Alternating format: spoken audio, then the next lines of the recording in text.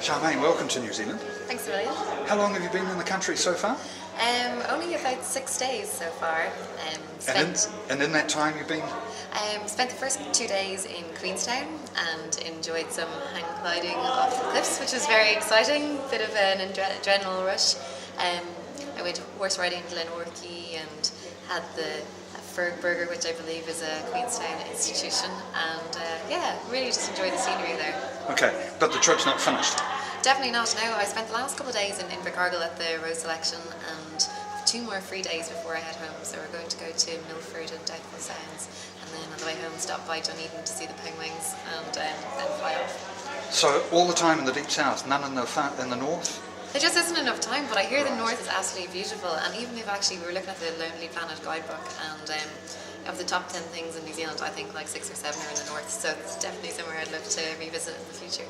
And when you do, of course, you'll have a raft of contacts in the Irish societies to meet, won't you? That's right, yeah.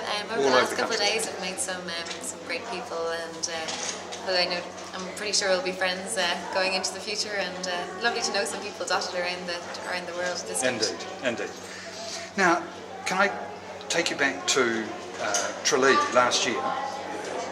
The festival lasts 10 days for the contestants, is that right? That's right, yes. The first 5 days are spent touring around Ireland, starting off in Dublin. I think we hit Ballinasloe and went to Bunratty Castle and various different engagements as we made our way down to Tralee, and then the last 5 days down in Tralee. So 5 days in Tralee itself? That's right, yeah. Okay.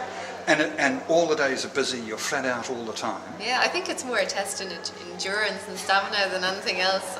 By the end of it, like every single girl was shattered. And many people asked me, oh, were you nervous for the stage? I was like, I was too tired to be nervous. I didn't have the energy to spend on nerves. But I mean, it was just so much fun, worth every second of it. But there must have been something, there's something in particular that you remember that's a highlight, the highlight that you'll always remember about that 10 days. What was that? I think it's the same for very many girls. It was the parade through Denny Street, which is the main street in Tralee. I think it was on the Friday night, and we were all on these beautifully decorated floats, and there were thousands upon thousands of people lining the streets. I suppose a lot of people were there just to see the roses, but there's a lot of other things in the parade as well, like marching bands and street performers and fireworks. And just the atmosphere down there was absolutely electric.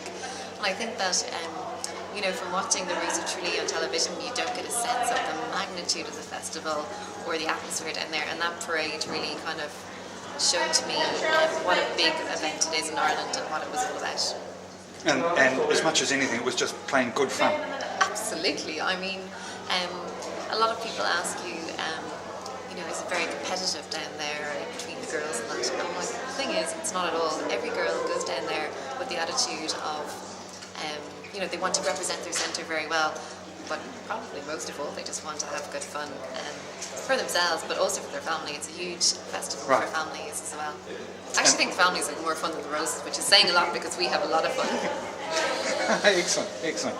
So, if a young girl in New Zealand was considering entering the New Zealand Rose contest and thinking ahead to what might eventuate, what advice would you give them? Enter? Not enter? Age? What do you think? I think it's a very magical experience. No matter how far you actually proceed in the festival. So whether or not you actually become the New Zealand Rose is immaterial. I still think that you get to meet some great people, make friends. You learn a lot about yourself. And it also provides your family and friends like a great night out and a couple of nights entertainment. And it's just brilliant crack, Brilliant crack. That's it. Very Irish. Okay. So, assume that this mythical future contestant has entered. What do you think makes a successful Rose? Well, first of all, I think that you just need to be yourself.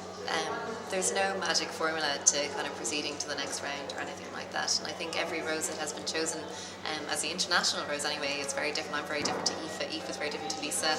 And I'm sure it's the exact same in New Zealand Rose. Each girl has been very unique in their own way, and that's why they're chosen.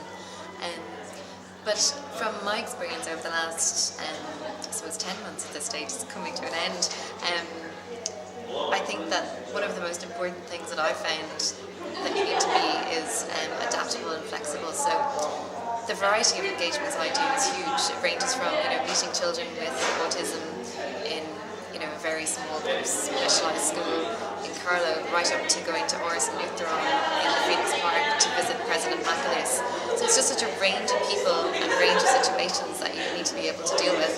And I think that the Rose needs to be somebody who might not necessarily swim in every situation, but that you're guaranteed that they won't sink. So they might be swimming with one arm, and that's okay, but you need to be guaranteed that no matter what situation you're thrown into, you're not going to completely sink.